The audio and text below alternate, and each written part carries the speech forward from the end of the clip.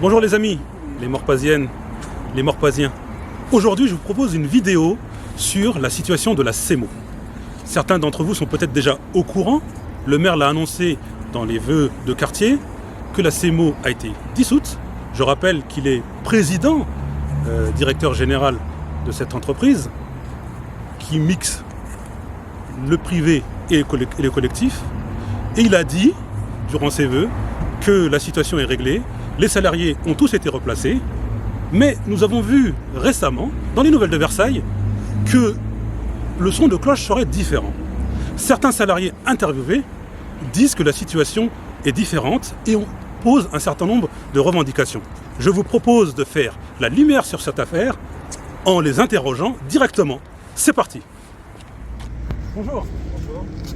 Bonjour. Bonjour. Bonjour. Bonjour monsieur. Malheureusement, la CEMO clappe de fin.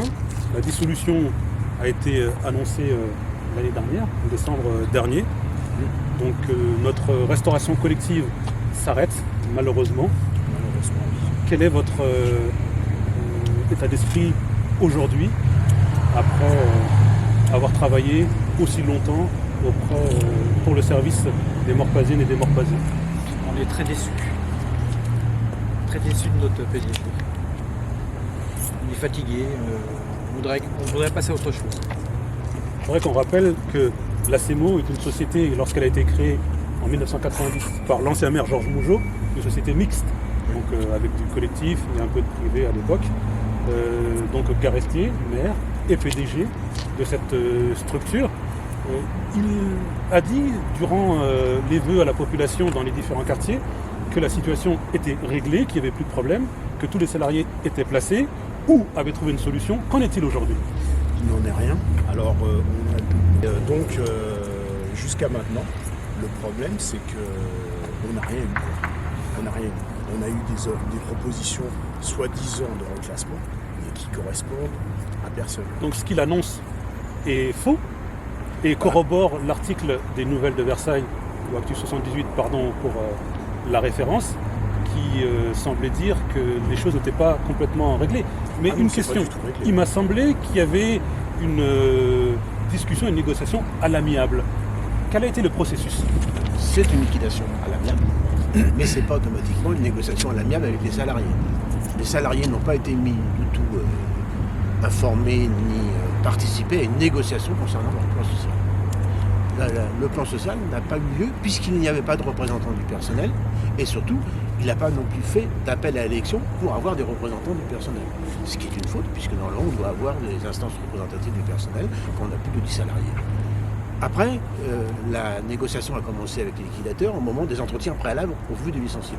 À ce moment-là, moi je suis intervenu en disant nous voulons négocier le plan social.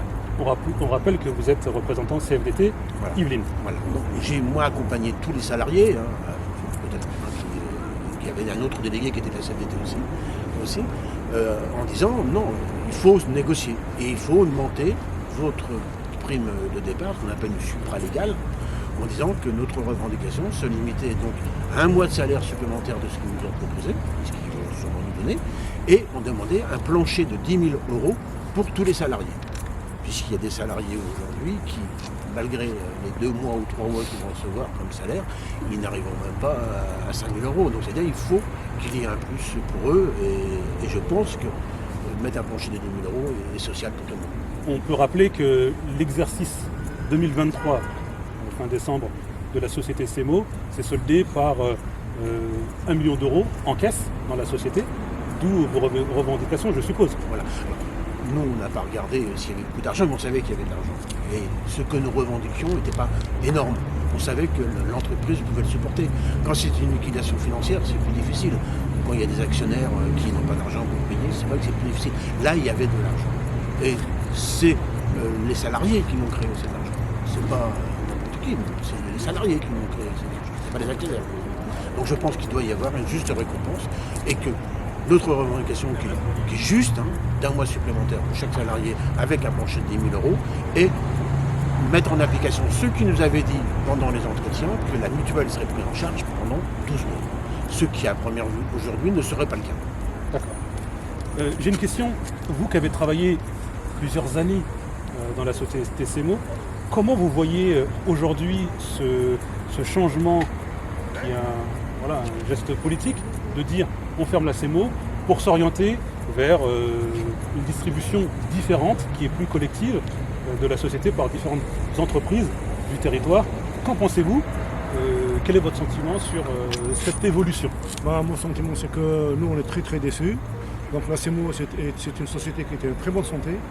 Donc on n'avait aucun problème avec les écoles, avec les personnes âgées, avec les crèches. Ça marchait très très bien.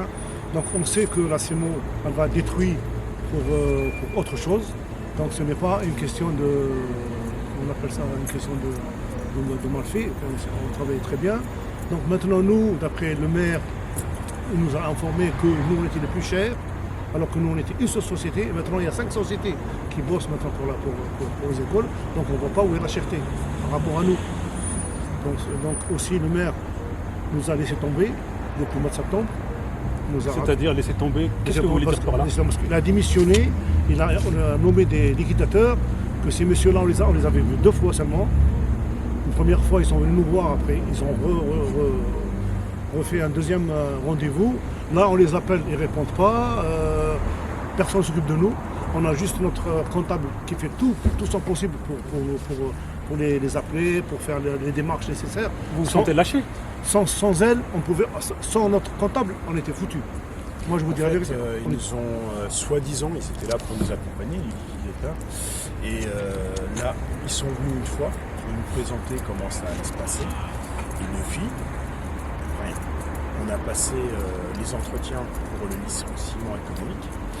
Et donc tout ça a été fait. Sauf que, à la suite de ça, on demandait des informations, on a envoyé des mails, on les a appelés, et sans réponse. Alors, je ne sais pas pourquoi, mais jusqu'à maintenant, on est sans réponse.